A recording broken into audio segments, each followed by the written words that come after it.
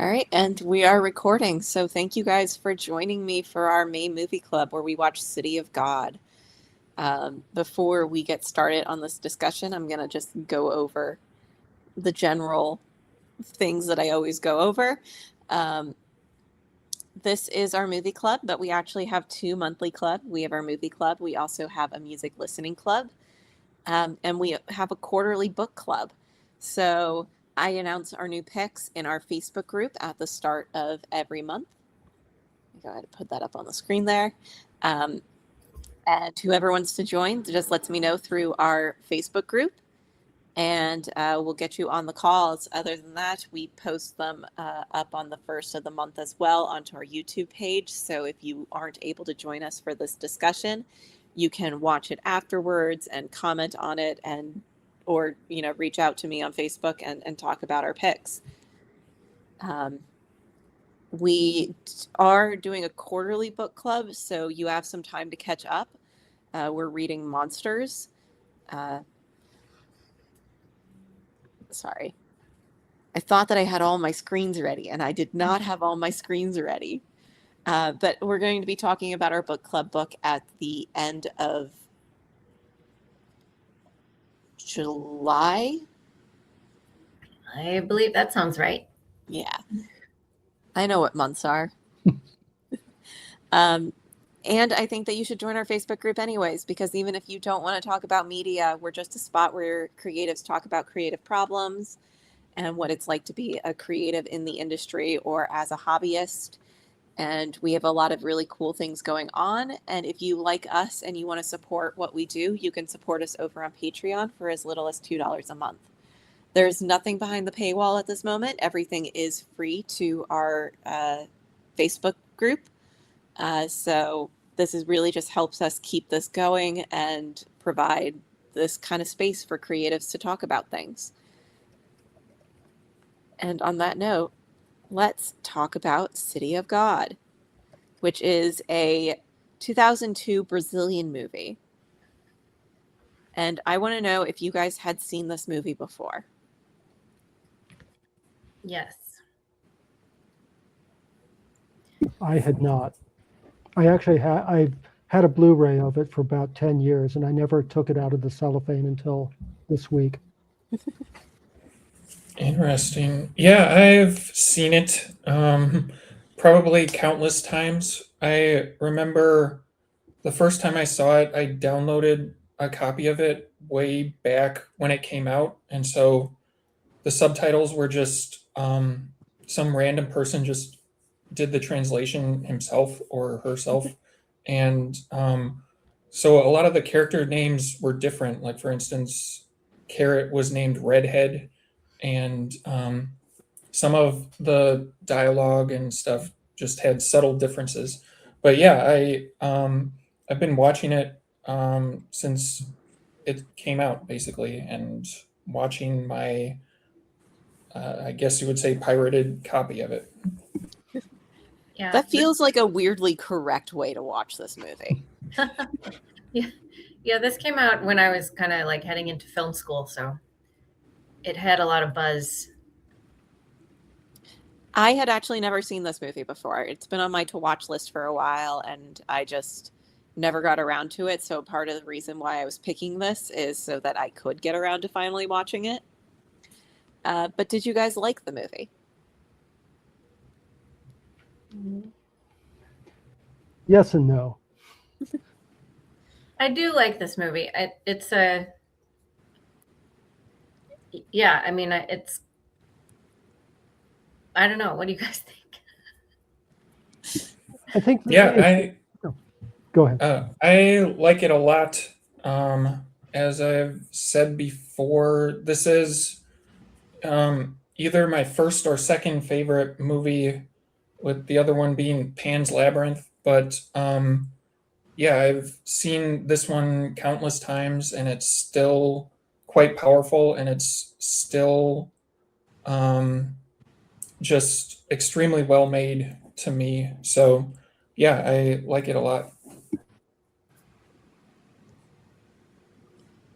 Yeah, I think part of my feelings on the film is, one, it's just a personal thing. I don't particularly like violent films. So it's just not going to be something I'm going to gravitate toward. I think it's beautifully made. Cinematography is very good. Editing's amazing. The acting is surprisingly good, considering almost everybody was a non-professional. And there's a lot of really good things about it. There are a few nitpicky things that I have, and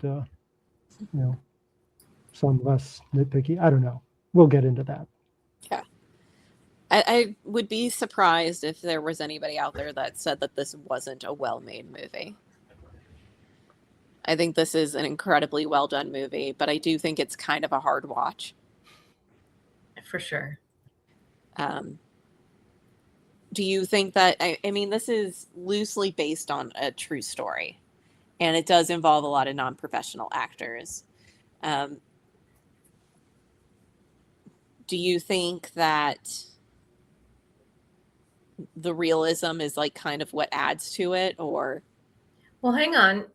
This was your first time watching it. Did you like the movie? Well, that's what I said. It's a great movie. I had a hard time watching it. Yeah. Well, that's different though than liking the movie. I don't know. I've come to the decision that movies are hard. I have this entire rating system that I haven't gone through for this movie.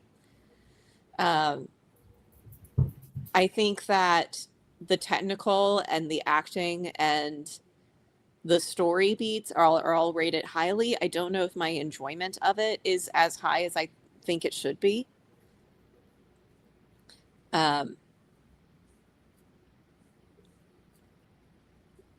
Yeah, I think that's probably where I'd put it at.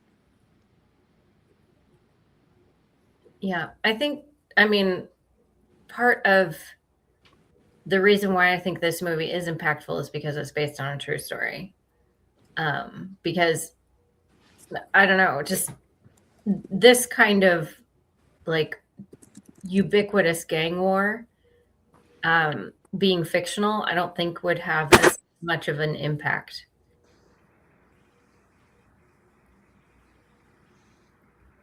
Yeah, I kind of agree with that. And like I've heard people talk about the movie Precious, based on the book by Sapphire, is the full title. But that movie is apparently completely fictional, and a lot of people, when they watch it, it's so punishing to watch. There's constantly terrible stuff happening to the main character, and so what I've heard from people who have watched it, I mean, I've seen it too, but a lot of times they react when they find out that it's completely fictional. They feel duped. Like, what was the point of putting a character through that much punishment if it wasn't real? And so I think, as it applies to this movie, I think if you just made a completely fictional movie where a bunch of children are murdering each other, it with this much realism, it would sort of raise the question, what's the point of this? But yeah, I think since it is based on a true story and based on a novel that was based on the true story, it does sort of give a point to it. I mean, I think we can get into it later, but I actually think there are like multiple interesting points in the movie, but being a true story adds to the whole thing feeling like necessary, I guess. Yeah, feeling relevant. Mhm. Mm-hmm. So I think even if it were not based on actual events, it does have a sense of verisimilitude with the kind of slum conditions, as presented. I mean, and it does an amazingly good job of just, for me, I just felt tense throughout the entire thing, just that sense of danger. And now, granted, I have not grown up in that kind of condition, but it does feel very genuine, at least to me. Now, maybe that's just I've got blinders on because I've never been in that situation. But it does, even if it were not based on a true story, I think that there is validity to a certain kind of culture, a certain kind of environment that people have to live in. Which is more of where the true story comes from. Mhm. It's based on a book that was written by a guy that actually did grow up in City of God. Mhm. And Little Zay is based on like an actual drug lord, but outside of that, like these were things that were happening, but the characters are all dramatized and things along those lines. But the initial story was written by somebody that did grow up in that environment, and I think that's where that comes from.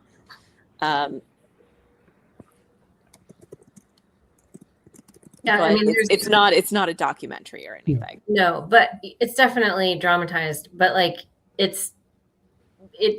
and I haven't read the book and I'm not familiar with the true story, but there is, if you watch through the credits, there's a clip of the actual interview with Knockout Ed when he was released from prison before his death. So yeah. And I think the fact that they were casting people who were living in these slums adds to the sense of, that kind of street smart quality, or, that kind of, you have to be comfortable with a certain element of constant danger, I guess. That just seemed to come across very well. Well, I don't know that I would say that it would be comfortable in any circumstance, but more that like they, you do what you have to do to survive, Right. Well, I guess what I mean by comfortable is not really comfortable, but with the ending where Rocket is chasing after, trying to get the shot, I was sort of thinking of myself as a photographer and thinking that, well, me there, I would be hiding under a table, cowering. But if I grew up in that environment, yeah, I could absolutely see, running out there and trying to see what's going on and grab the shots that will tell that story. And also just like his decision of like, what does he publish at the end also. Yeah.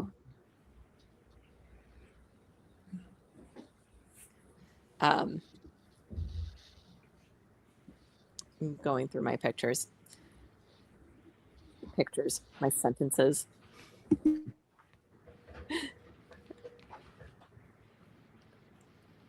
I want to talk about the film's editing because I think that's incredibly important, and part of the reason why it's so effective for me is this is an incredibly energetic editing style. It's fast paced, it's cutting from thing to thing, and also a lot of times when it comes to the violence of it, you feel it more in the energy than you actually see it on the screen.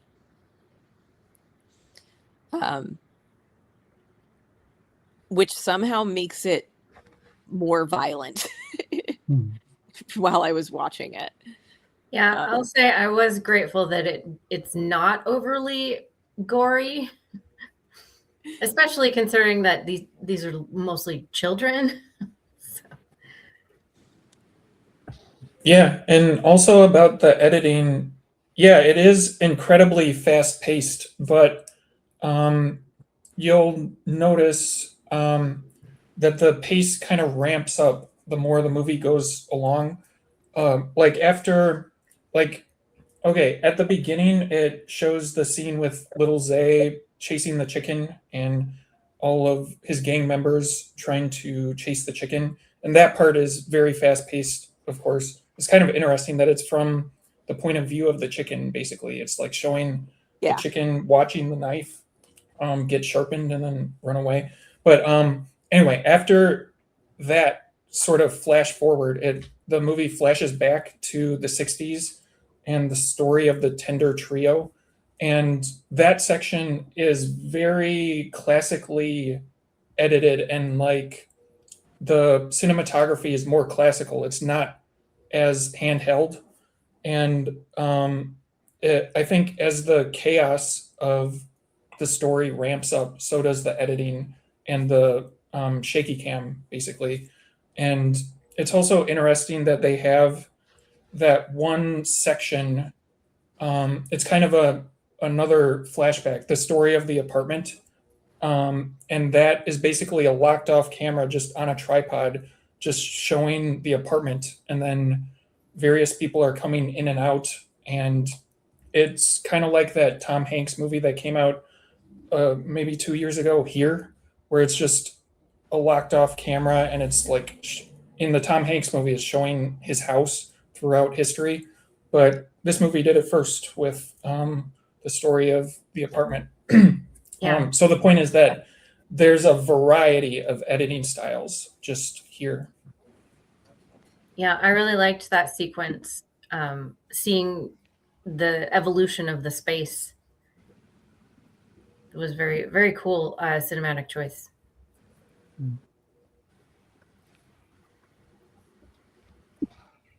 Yeah, I think it's also cool from a storytelling standpoint.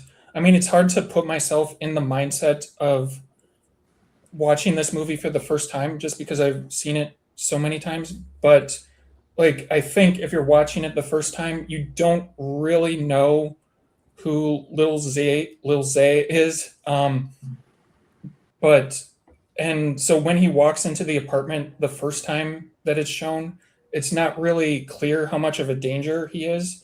And then it shows him walking in basically three different times. Like the first time, it's well, the second time is after the story of the apartment, and then the third time is after the flashback, or I guess it's kind of, oh, maybe he walks in four times. But anyway, so it's like showing you basically this stranger walking into the apartment, but then after the flashback to the motel slaughter, which was apparently real, like the kid actually did that in real life.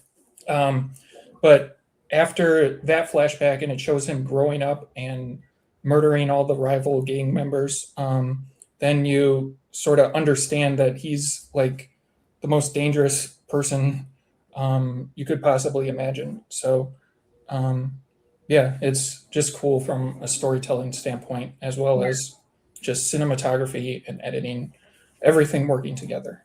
It gives the viewer like a different point of context for that whole scene. Yeah, I agree. I like that moment too.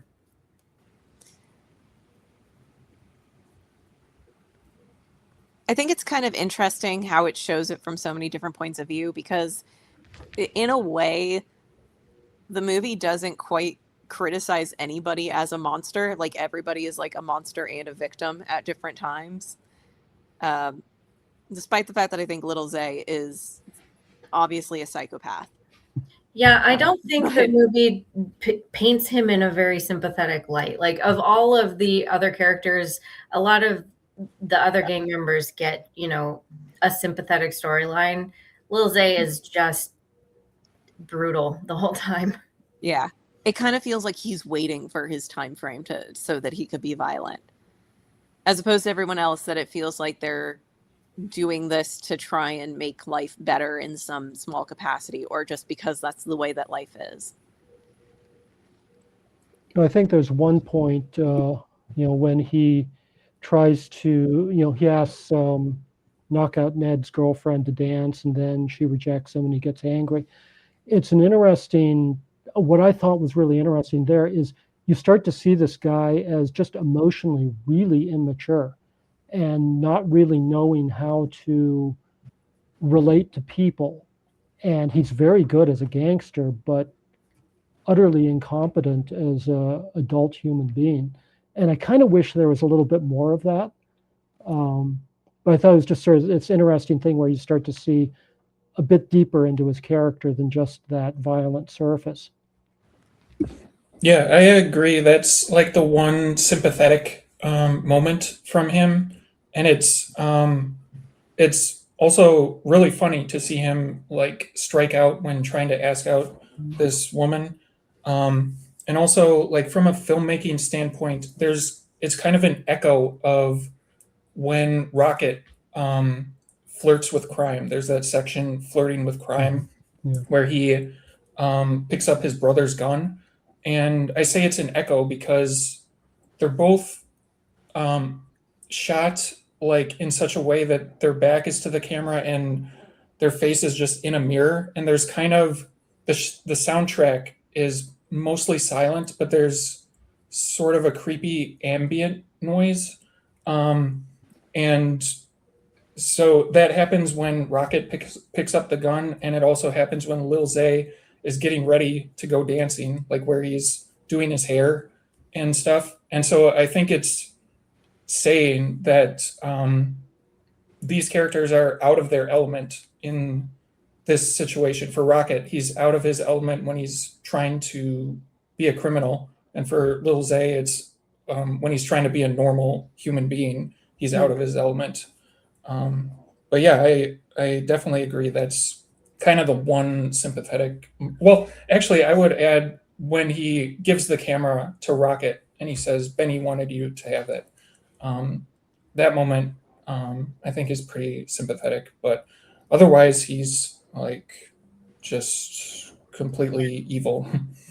Yeah, I mean, any moments of sympathy for him go completely out the window in his very next action. Yes. Yes. Let's talk about Rocket a little bit. I mean, he's kind of simultaneously at the center of all this and an outsider of all this. Mhm. He's kind of a narrator that honestly is not the hero of the story, but he's also not a villain in the story. He's kind of just a storyteller.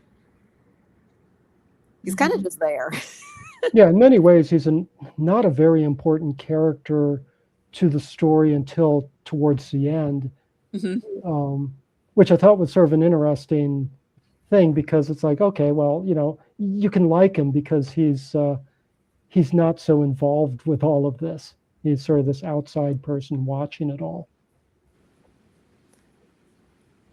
Yeah, he is like a very like innocent character, so he's very good at being like the audience's eyes throughout this chaos. And it's also interesting that his narration is basically omniscient. Like he shows us scenes and he talks about scenes that he had no knowledge of and that he wasn't present for. So either he's it either the movie is saying that he's like unreliable or something, because he's showing us things that he didn't witness himself. But it kind of feels like he is supposed to be reliable. It's just that his narration is omniscient for some reason. I guess maybe because I think his narration comes from the future and he's talking about the past, like when he's already a photographer and he is reminiscing on the past or something. Which is fair, because I mean, I think about the ending of this and how he does kind of have an opportunity to be a kind of hero. And ultimately, like, doesn't. How do you mean? I feel like he had like a slight opportunity to like change the way that things could work in the favela. In terms of, but then the runs just kind of take over, and it's kind of just the continuation of the storyline. Like, he got out. I don't know if anything he could have done would have had any difference on the way things panned out. Like, it's just kind of the way things are. People grow up in this environment of gangs and crime and violence, and they just get conditioned into that, and there's no other way to be, I guess. But I think that he himself as a narrator definitely humbles himself when he's talking about what he did to, you know, because I mean, it's his actions that kind of helped. And I don't know what the outcome was after this gang war ended, and if it was as bad as it was after that, continuously. But like he takes very little credit himself. Like he mentions as like a throwaway, oh, and this one won me a Pulitzer. This one, you know, was on, you know, featured in whatever. Like, but it's like he's putting himself in the perspective, like, of outside of the events, you know? Yeah, it's interesting because a few years ago, I think in 2024, HBO released a sequel series to City of God, and almost all of the characters return.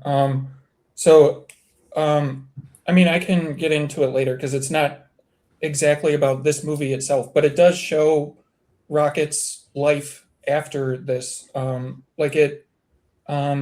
The series, in a way, kind of just reminds me of Star Wars The Force Awakens because it's a legacy sequel, but it's about this movie, which is sort of crazy. But anyway, yeah, he whether he could have changed anything, I'm not sure. Because the sequel series does show that things are pretty much the same, but like the corrupt cop gets promoted, and he's like, Oh, in this movie they call him Melonhead, and he's the guy who like shoots the gun dealer, and he is now either the chief of police or like right below the chief of police. But anyway, I won't get into the sequel series that much because there's probably not enough time. But yeah, it is. That's okay. Just yeah. as like a side note, because I did look it up because I was curious as like a legacy sequel, what is this being based on? It's still based on the same novel. So it's I don't know much about the novel, but I imagine it spans more time than the movie actually covers. And so people were generally still saying that this was faithful to the source material. So it's, Just maybe, I was just gonna say quickly, I haven't read the novel at all, so yeah. I don't know. But anyway, who wrote the novel? Paulo Lins.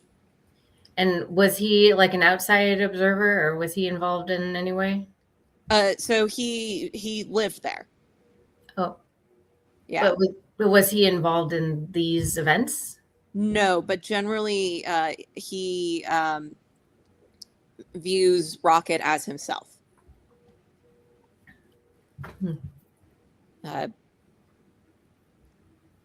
So I haven't read it. I don't know exactly but he did grow up there. So Rocket is a fictional character. Rocket is a fictional character that's based on Paulo Lins. Okay. Was he a photographer? He's an author. He doesn't do photography at all. No, he wrote stories about what was happening in the. Got it. Yeah. I like that the chicken made it onto the poster. The chicken made it onto most of the posters, which I think is hilarious and actually says a lot for that opening scene, because that opening scene is on every single cover. Well, Go ahead, Lars. I think the chicken trying to escape is the most sympathetic character in the film. Yeah, and it's really like kind of in line with what Rocket's trying to do. Yeah, I was trying going to get out while being chased by a bunch of gangsters with guns for some reason. I was going to say that it's very parallel to the events of the film. Like the chicken is kind of ignorantly placed in a situation that it has no control over, facing imminent death, and is trying to run away. And boy, do you feel that chicken's trying to run away from a death that it is comprehending. Yeah. Yeah, I loved the editing of that sequence, and I mean, it's just amazing just following the chicken, goes under the car, manages not to get run over. Like, I get emotions from this chicken. Yes. It's very impressive. Trying to go back to my storylines and things. Does anyone have something that they would like to bring up about the movie or talk about? Okay, this is kind of a needless thing, but it irritates me, so I'm gonna. So, okay, when Little Z is trying to figure out how to use the camera, he's got this Kodak Retina Reflex S in his hands, and then they get Rocket to come in, and they hand Rocket the camera, and he's shooting with the camera, and he's shooting with the Kodak Retina Reflex 4, which happens to be this camera. I have exactly that camera that he was shooting with. The fact that he figured out how to use this camera in the space of a few minutes while under the pressure that he was under is insane, because this is the most user belligerent camera I've ever used. I mean, the winder is on the bottom. It's not on the top. It's on the bottom of the camera. It's you set the f-stop with a dial underneath the lens. It's insane. That is incredibly impressive, because I shoot mainly on Canon and Sony, and someone handed me a Fujifilm camera, which most of the things are exactly the same on, and I still struggled for like a solid 10 minutes. Yeah, it's Like, knowing cameras is not like a normal thing that moves from camera to camera. yeah. Well- The last camera you see him using is, I think, a Kodak Instamatic, which was the first camera I ever used as a kid. One of the things that I do want to talk about this movie is we've watched 2 Brazilian movies that take place around the exact same time frame. So for Derek and Beckett, who were on I Am Still Here, did you like find any parallels, or is it just so drastically different of an environment? Because I do think City of God is its own character in this movie. Yeah. No, I don't. But I do think it's interesting that they happen at about the exact same time. So, yeah, no, I mean, this movie obviously doesn't really get into the politics of late 60s Brazil and all of that. So, no, I didn't even draw the parallel, to be honest, at all. I kept thinking about it because I was like, the only comparison is Police bad. Yeah. Yeah, that's true. I mean, it feels like a different world than the world of the other film. Yeah. Yeah, I mentioned that during the talk of I'm Still Here, which I said that I didn't even know there was a dictatorship during this time period, even though I've seen City of God dozens of times.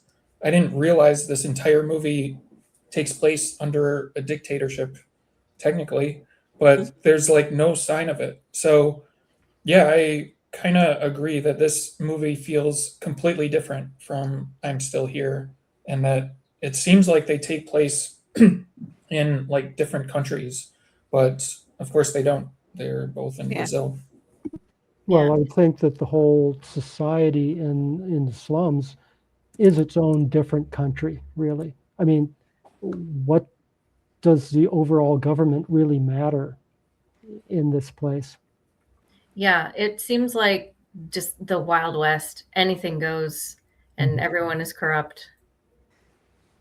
Hold on. I need to look at a map, because I thought about this earlier today, and I was like, it's so fascinating to me to know. And like, yeah, this movie takes place over a period of time.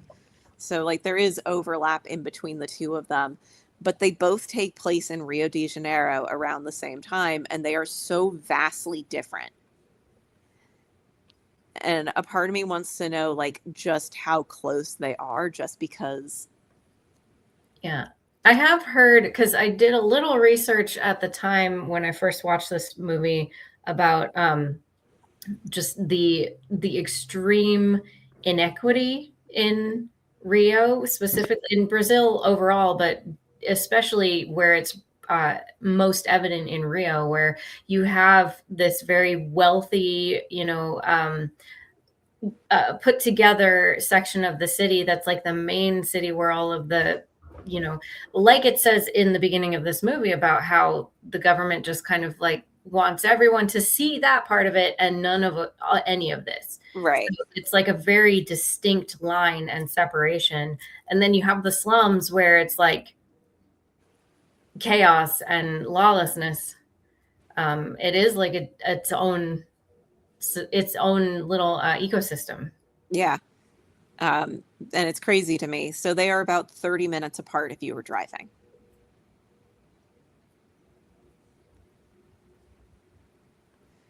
But that was just something that came to my mind. And so it also brings to mind just how much the setting plays a part in this story. Do you think this story would be the same if it took place anywhere else? I don't think it can take place anywhere else. Just like the cultural and political landscape of Rio as it was at the time, Mm-hmm.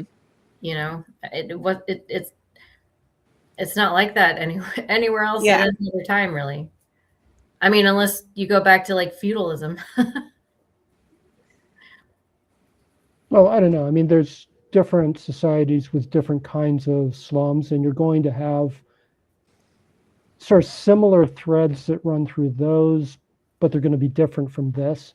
I mean, there's, whether it's the floating slums in Nigeria or the Philippines, or I mean, because just from a personal note, I mean, my parents, for whatever reason, thought it was clever to get in with some of the local gangsters when we lived in the Philippines, and there are some things that I sort of look at and it's like, yeah, that I kind of recognize some of that. It's like, yikes. But yeah, I mean, similar things. I mean, certainly the just gritty, unpleasant aspects of the architecture, just what everything looks like, is, to me, it seems universal in slums. They tend to just have this awful, depressing, downtrodden quality.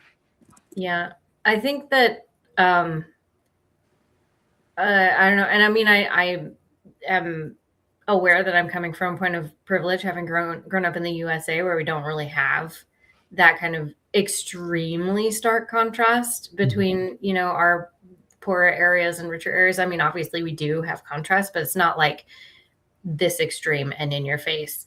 But I think there's a image that I'm thinking of that floats around online periodically of like literally a dividing wall between a slum and a rich area of some city somewhere. I think it's Rio de Janeiro, but I could be wrong. Could be wrong. Yeah, I believe I've seen that photograph. I mean, it's a very stark difference. I also think it's interesting showing how architecture changed from like the 60s when we have that first flashback to like when the actual gang wars are like happening and in real time. There's such a huge difference in like the architecture and seeing how things changed over those years that I also thought that was very interesting. That's true. I didn't really think about that.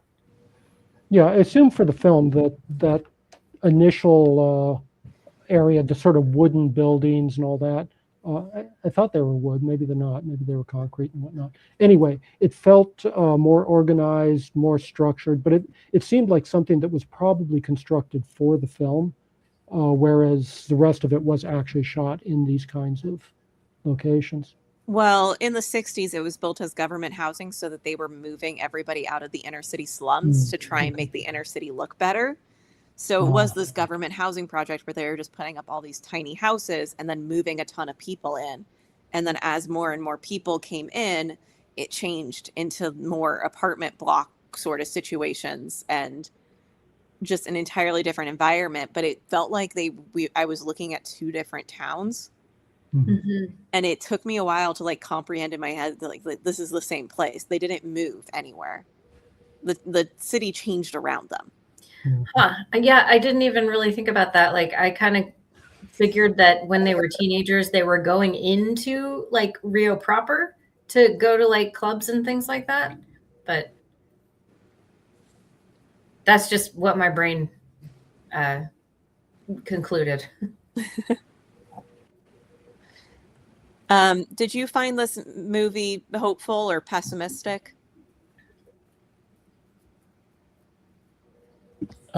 It's kind of both, I would say, and it's kind of shown in the last shot, which is where you see the runts walking around with guns and making up a hit list, and then they sort of walk away behind a building, and in that same shot, Rocket is also walking away, and they don't sort of I don't think they pass by each other physically, but in the shot, like one's walking out and the other one's walking the other way. But anyway, it kind of shows like the Rocket, it was hopeful, and for mm, pretty much most of the other people, it was pretty pessimistic because now the runts have taken Little Zay's place, and they seem possibly just as bad as him. So yeah, it's kind of both things. Yeah. Well, they're a product of their environment. I mean, so was everybody in this movie. The cycle continues. Yeah. I think that's where I asked the question of just like, is there the possibility of social change in this? Or is it just a cycle that continues? I mean, not according to this film. Yeah. Yeah, I do think it's a cycle, and I think it's kind of shown in the structure of the movie, where it begins with that flash forward of the chicken, and in the story of the movie, the chicken chase happens right before the big gang shootout at the climax of the movie, Hmm. and then the final section of the movie is called the beginning of the end, but really it's both the beginning of the movie and the end of the movie, and so it's kind of moving in a circle, and so yeah, the movie does seem to say that this is a cycle that is not going to end anytime soon. It'll just be different people sort of replacing the gangsters. Like basically, the children will replace the psychopaths and become psychopaths of their own. And so, yeah, in that sense, it is pretty pessimistic, I would say. I just saw the tagline on this one poster, not the fight and you'll never survive. This is the Brazilian Goodfellas. And I don't know if I agree with that. These movies have very different vibes. Well, I will say that there is a similar kind of tension that I felt in both films where, you know, I would not fare well in those situations. I would just, somebody would shoot me, pretty quick into the film, and my story would be over. So, but Yeah. they had similar tension. Okay. Yeah, I will say that I think this movie is full of humorous moments. Of course, like it's balanced out with scenes of children getting shot, so it's not like a laugh riot or anything. But there are jokes throughout the movie. There's funny stuff happening with Rocket, and even funny stuff happening to Little Zay. So I think Goodfellas is a movie that also has a lot of humor. But yeah, these movies seem very different. I think that quote may have been just chosen by the marketing department or something because they maybe figured that this would get people into the theaters to watch it. But yeah, they do feel like different movies. But like I said, some people don't realize how much humor is in this movie, and so I just wanted to point that out, I guess. I think that's fair. So we are coming up on an hour here. Was there anything that anybody wanted to talk about specifically? I think the cinematography is, one of the things I looked up was apparently it was shot on reversal film and cross-processed. And that's what gives it that sort of punchy, high contrast, colorful look. Because when you take reversal film and develop it in C41 or ECN2, you'll get this higher contrast. And it makes the colors just explode in a way. And I thought that was a really interesting aspect of why the colors look the way they do. Additionally, there are things like where they'll do this sort of orbit shot around a character, and they step print it. So, what might take like 30 seconds to a minute to execute the actual shot may just take place over half a second. And it reminded me a lot of the cinematography of Chungking Express, which is, very, in many ways, hyperkinetic editing at times, and a lot of step frame printing, where you get like, motion blur, but then you step print it. So it's like, I'm not describing it well, but anyway, it was like that. I'm very interested to check out some other things that the cinematographer has done and find out like if it's his style that's really lending it into this or if it is like coming from the director. But I am not familiar with the cinematographer, who is Cesar Charlon. He's worked a lot with the director of this film. I'm sorry. Fernando Mireles. Yeah, he's done a number of like The Constant Gardener, I think he shot, and the last two films that the guy's directed, he shot. So, including one that is coming out this year. Here Comes the Flood. It is set to be distributed by Netflix and come out later this year. So at some point this year, we have the newest comparison for this director cinematographer. I'm curious to watch it. I really enjoyed the sound design in this movie. It was very dynamic and pointed. So like it transitions a lot from like explosions of sound, like people chattering, the city of the sounds of the city and things like that, into just utter silence for like very specific reasons at succinctly timed moments. So I thought it was very compelling. I would have to relook into that because for some reason Canopy decided that it wanted to play everything super quietly, and I was struggling to like get it to a point where I could hear people, but there's also subtitles. So it's actually streaming for free on YouTube, and the sound was great. Okay. Yeah, one of the other, I mean, yeah, I agree. The sound design is brilliant. The cinematography is brilliant. One of the other things that I really like about this movie is that pretty much all of the characters have an arc.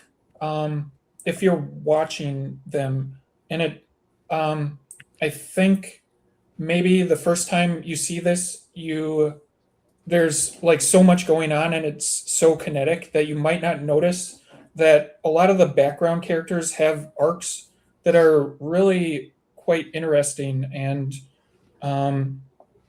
like, what's an example? I guess like just how Knockout Ned is a major character in the second half, but he's introduced very early on, where he's the guy who bumps into Little Zay at Little Zay's 18th birthday party, and Little Zay yells at him and says he'll kill him if he does that again, etc. So there are, and like the girlfriend at the beginning, the one who is dating Shaggy, the brother of Benny.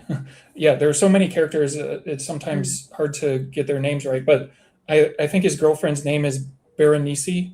Um, she has a whole arc in this one where it the second half of her arc kind of happens in the background, but basically she after she drives away in the Volkswagen, somehow she ends up back in the city of God and starts either being a prostitute for Blackie or is dating him or something. But then it's implied that she ends up murdered. Um, but it's also interesting because this is actually retconned um, in the recent miniseries where she comes back and she's alive and well.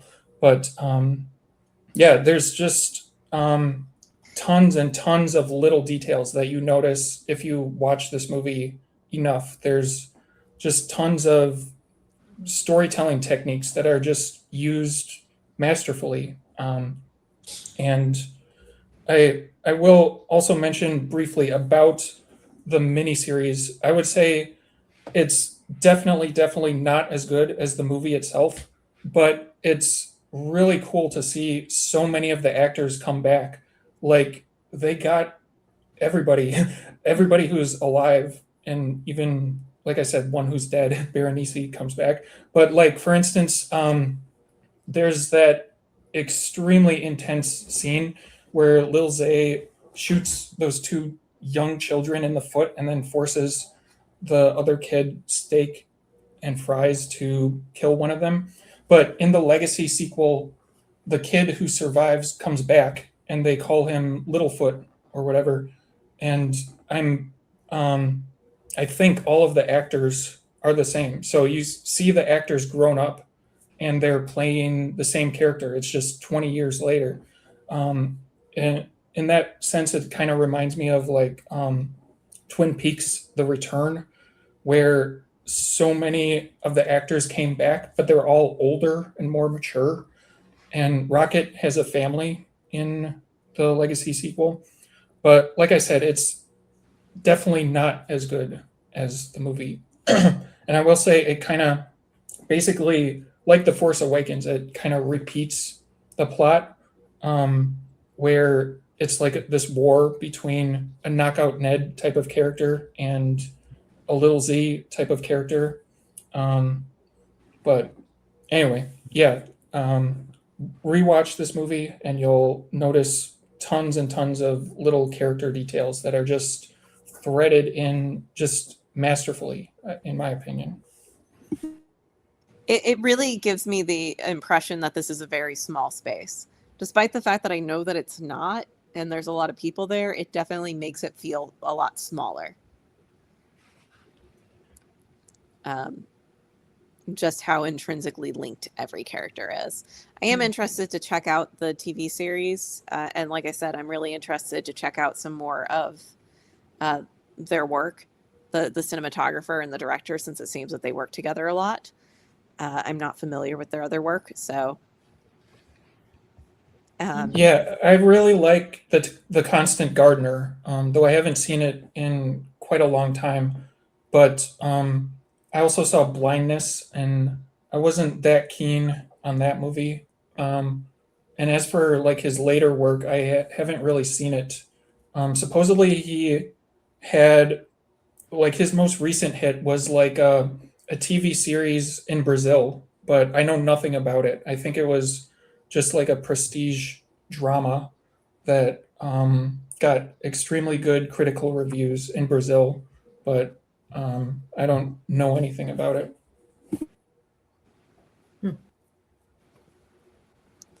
All right. Well, we are coming up at an hour, so I do unfortunately have to end the discussion for the evening.